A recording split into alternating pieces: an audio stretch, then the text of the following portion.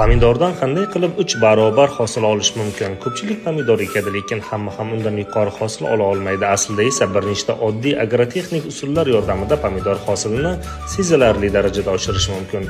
Birinchi muhim omil to'g'ri ekish masofasi. Pomidor ko'chatlari bir-biriga juda yaqin ekilsa, o'simliklar quyosh nuri va ozuqa uchun raqobat qiladi. Shuning uchun ko'chatlar orasida kamida 40-50 sm masofa qoldirish tavsiya etiladi.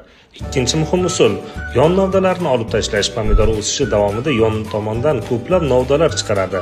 Agar ular vaqtida olib tashlanmasa, o'simlikning kuchi meva berishga emas, barg o'stirishga ketadi.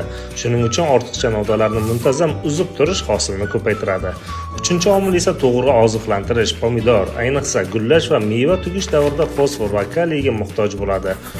Kompost yoki maxsus mineral o'g'itlar bilan oziqlantirish mevalarning soni va sifatini oshiradi. Shuningdek, muntazam sug'orish va tuproqni yumshatish ham muhim ahamiyatga ega.